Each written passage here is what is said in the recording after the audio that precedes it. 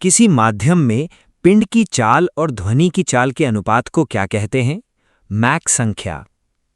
पराध्वनिक विमान अपने पीछे कौन सी विनाशकारी तरंगें मुख्य रूप से छोड़ते हैं?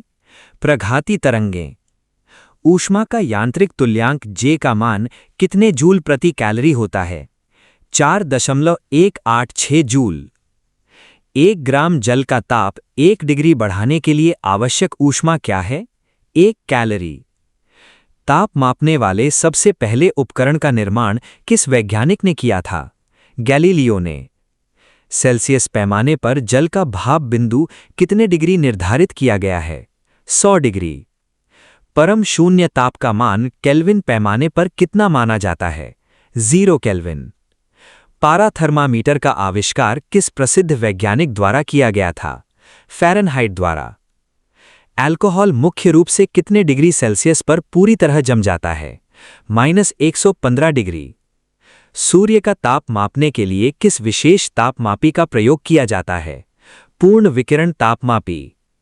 पूर्ण विकिरण तापमापी मुख्य रूप से किस वैज्ञानिक के नियम पर आधारित है? स्टीफन का नियम। सभी गैसों में सबसे अधिक विशिष्ट ऊष्माधारिता किसकी पाई जाती है? Hydrogen gas. नमस्कार मित्रों, तमाम विद्यार्थियों का स्वागत है आपके अपने चैनल पर। आज हम लेकर आए हैं लूसेंट भौतिकी के 1000 महत्वपूर्ण प्रश्न जो आपकी कॉम्पिटिटिव एग्जाम्स जैसे कि एसएससी, रेलवे, पुलिस और जीपीएससी और अन्य परीक्षाओं के लिए बेहद उपयोगी साबित होंगे। बर्फ के गलन की गुप्त ऊष्मा का मान कितने कैलोरी प्रति ग्राम है? 80 कैलोरी। ठोस कार्बन डाइऑक्साइड को विज्ञान में मुख्य रूप से क्या कहा जाता है? शुष्क बर्फ। रेफ्रिजरेटर में प्रशीतन पेटिका ऊपर क्यों रखी जाती है? किस विधि के कारण? संवहन विधि। प्रकाश की चाल से ऊष्मा का संचरण किस भौतिक विधि द्वारा होता है? विकिरण विधि। काले रंग के कपड़े ऊष्मा के किस प्रकार के अवशोषक माने जाते हैं? अच्छे अवशोषक। सफेद कपड़े ऊष्मा के किस प्रकार के अवशोषक मुख्य रूप से माने जाते हैं? बुरे अवशोषक। किरचॉफ के नियम के अनुसार अच्छे अवशोषक हमेशा किस प्रकार के उत्सर्जक होते हैं? अच्छे उत्सर्जक। जिस ताप पर ठोस, द्रव और गैस तीनों अवस्थाएं हों उसे क्या कहते हैं?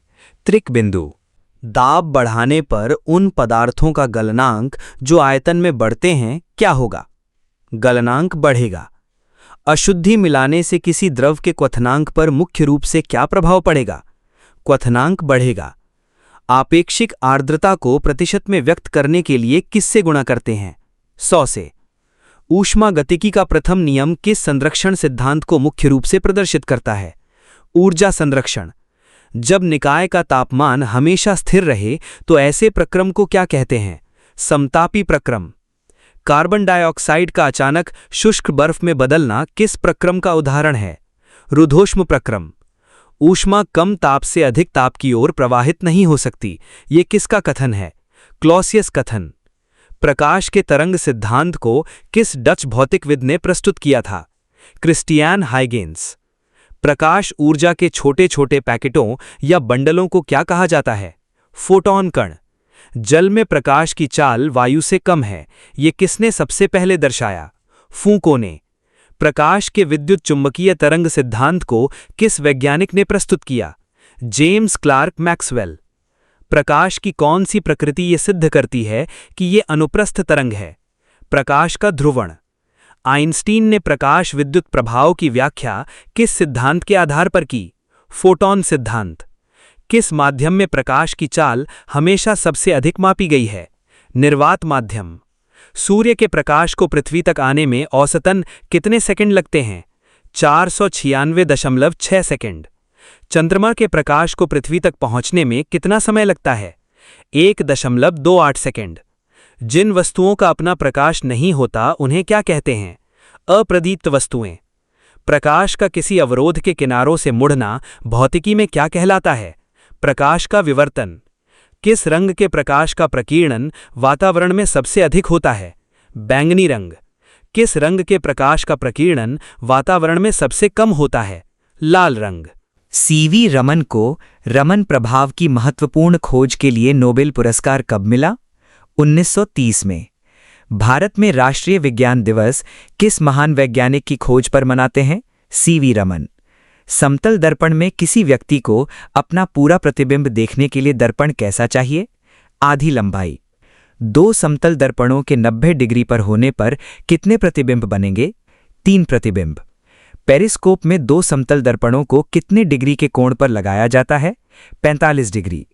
आंख, कान और नाक के डॉक्टर किस विशेष दर्पण का उपयोग मुख्य रूप से करते हैं? अवतल दर्पण। किस दर्पण में हमेशा वस्तु से छोटा, सीधा और आभासी प्रतिबिंब बनता है? उत्तल दर्पण। जब प्रकाश सघन से विरल माध्यम में जाता है तो किरण किधर मुड़ती है? अभिलंब से दूर। अपवर्तन के नियम में आपतन कोण और अपवर्तन कोण की ज्या का अनुपात क्या है? एक नियतांक। किस रंग के प्रकाश के लिए किसी माध्यम का अपवर्तनांक सबसे अधिक होता है? बैंगनी रंग। किस रंग के प्रकाश के लिए किसी माध्यम का अपवर्तनांक सबसे कम होता है? लाल रंग। तारों का टिमटिमाना प्रकाश की किस प्राकृतिक घटना का प्रमुख उदाहरण है? प्रकाश का अपवर्तन। पानी में डूबी हुई सीधी छड़ टेढ़ी क्यों दिखाई पड़ती है? प्रकाश का अपवर्तन। पूर्ण आंतरिक परावर्तन के लिए आपतन कोण का मान किससे बड़ा होना चाहिए? क्रांतिक कोण से। ऑप्टिकल फाइबर या प्रकाशिक तंतु किस भौतिक सिद्धांत पर कार्य करता है? पूर्ण आंतरिक परावर्तन।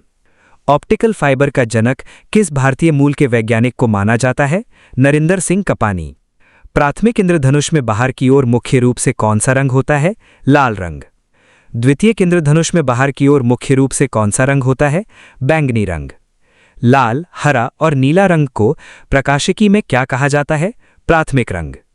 पीला, मैजेंटा और पीकॉक नीला को मुख्य रूप से कौन सा रंग कहते हैं? द्वितीयक रंग। लेंस की क्षमता और फोकस दूरी के बीच मुख्य रूप से क्या संबंध है? एक दूसरे के व्युत्क्रमानुपाती। पानी के अंदर हवा का बुलबुला मुख्य रूप से किस लेंस की भांति व्यवहार करता है? अवतल लेंस। श्वेत प्रकाश का अपने अवयवी रंगों में विभक्त होना क्या कहलाता है? वर्ण विक्षेपण। कोची का समीकरण किस घटना की व्याख्या करने के लिए प्रस्तुत किया गया था? वर्ण विक्षेपण। लाल और पीकॉक नीला रंग मिलाने पर कौन सा रंग प्राप्त होता है? सफेद रंग। रंगीन टेलीविजन में मुख्य रूप से किन 3 प्राथमिक रंगों का प्रयोग होता है? लाल, हरा, नीला। लाल गुलाब को हरे शीशे से देखने पर वो कैसा दिखाई देगा? काला रंग। आंख में प्रवेश करने वाले प्रकाश की मात्रा को कौन मुख्य रूप से नियंत्रित करता है? आइरिस। आंख के रेटिना पर वस्तु का प्रतिबिंब हमेशा किस प्रकार का बनता है? वास्तविक और उल्टा। रंग दृष्टि यानी कलर विजन के लिए आंख की कौन सी कोशिका उत्तरदायी है?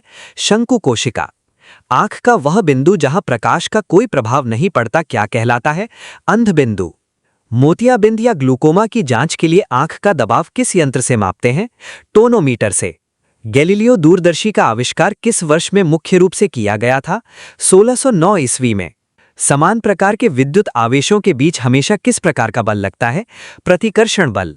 एक इलेक्ट्रॉन पर उपस्थित ऋणात्मक आवेश की सटीक मात्रा क्या होती है? 1.6 × 10⁻19 कूलाम। किसी खोखले चालक के अंदर विद्युत क्षेत्र की तीव्रता कितनी होती है? तीव्रता 0। संधारित्र की धारिता का एसआई मात्रक मुख्य रूप से क्या होता है? फैराड मात्रक। प्राथमिक सेलों में रासायनिक ऊर्जा को सीधे किस ऊर्जा में बदला जाता है? विद्युत ऊर्जा में। शुष्क सेल के अंदर एनोड के रूप में किस विशेष छड़ का प्रयोग होता है? कार्बन की छड़।